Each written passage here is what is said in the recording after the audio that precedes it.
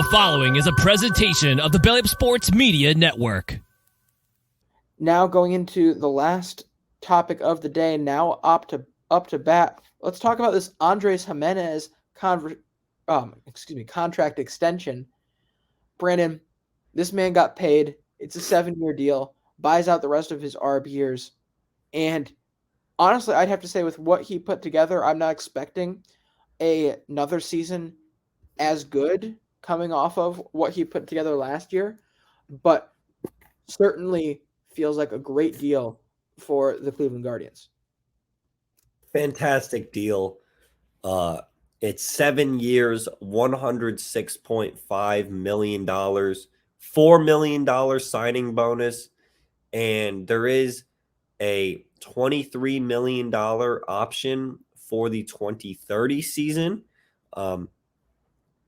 Look, this is the guy that was the focal point of the Francisco Lindor trade to the Mets. And the main reason why the Guardians traded Francisco Lindor away in the first place was that they didn't want to pay him the $300 and whatever million dollars, 341, I think, is what Lindor ended up getting. The Guardians were not going to do that. They're not the type of team to give out these mega contracts due to their budget constraints. And for Andres Gimenez to just show up last year and go off, it was an unbelievable season for him in only his age 24 season. I think, according to Baseball Reference War, 7.4. Most players in the history of the league are lucky to get anywhere close to that for a single season. And he's kind of a do-it-all guy. He hits for average. He's got a little pop, 17 homers. He stole 20 bases. We probably can expect that number to go up a little bit. And he's durable, 146 games. What isn't there to really like about what this guy does, especially defensively?